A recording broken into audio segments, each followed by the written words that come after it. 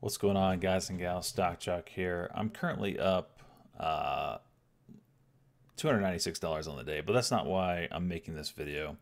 I'm actually making this video about why I don't make videos on my red days. And this kind of came up while I was watching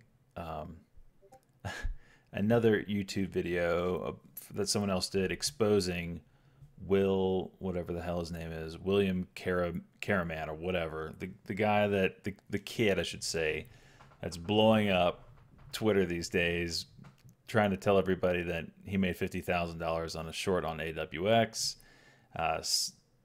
He's been exposed. He's a complete fraud. He's paper trading. He was exposed. Someone noticed that he was using the route. He uses Centerpoint Securities as his broker, and in his short video, he used the route market, which does not exist on Centerpoint. The only place it does exist is in their paper trading account. Anyway, I was watching a YouTube video, absolutely destroy him, proving that he's a fake. He's paper trading, and he's trying to get people to sign up for his service and say, hey, look at all these amazing trades I'm doing, when in reality they're fake.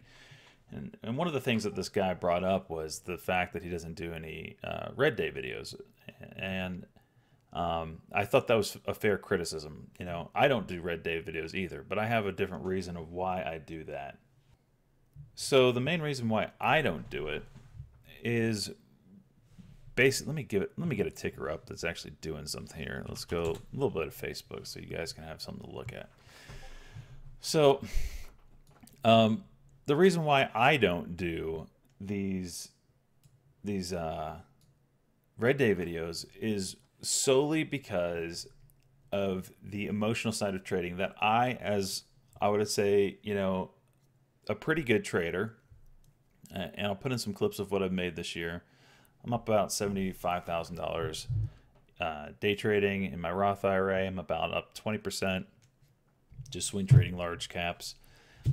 The reason why I don't do red day recaps like some of the other big guys out there is because for one reason and one reason only. And I'll get into that right now. So when I first started trading, I used to keep a log of everything. I would log down all my red days on a calendar. I would put, you know, how much I lost. I put all my green days on a calendar every day, you know, how much I made. And I would become so obsessed with those numbers that it would influence my trading.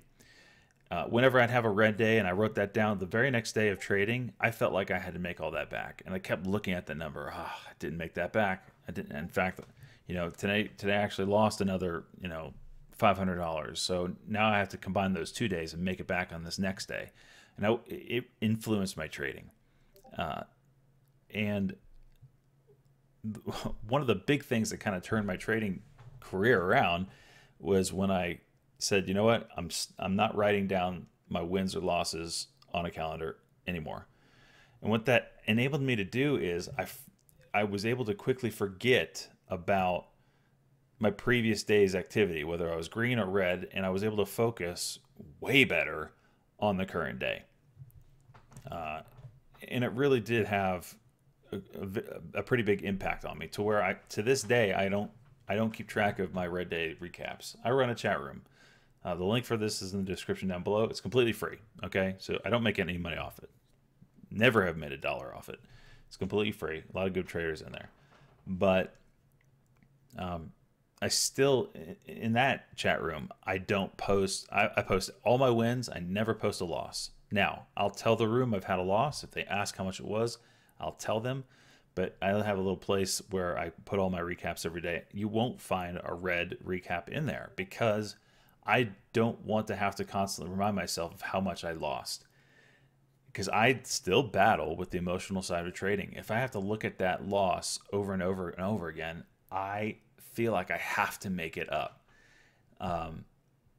This morning was a pretty big example of that. I actually did a lot of trading today. Not a lot of good trades, but a lot of trading today. And I was down about $1,400 early on, and I was able to make it back to where I'm, you know, just now getting up to about $300. But that red day that I was having felt worse than any of my days that I was up $1,000 or $2,000 on the day in the past 2-3 weeks, whatever. All my red days always feel worse than my green days feel good. Does that make sense? It always feels like if I had $1,000 red day and $1,000 green day, you know, one would you'd think, you'd think that they would balance each other out. No, my $1,000 green day would be like, oh great, but my $1,000 red day would be like, oh my gosh, I freaking suck as a trader. Why am I doing this? I should just throw in the towel. Why am I trading?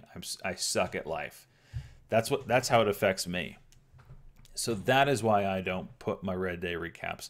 Hopefully in the future, I can get more confident as a trader. And I know it's amazing that I'm saying that, being up around 170% on the year, that I lack that confidence. But it's just, it's I don't know, maybe my wiring's wrong, right? Where I just feel like I get consumed by the red day. Prime example, okay? I've had a $6,000 red day this year, and I've had a 6,900 green day this year, okay? That red day feels worse than the green day feels good, right? You'd think I'd be overjoyed about that green day, but when it happened, I was thinking more about the red day on that day. I was thinking, man, if only I didn't lose $6,000 on the year at that one time.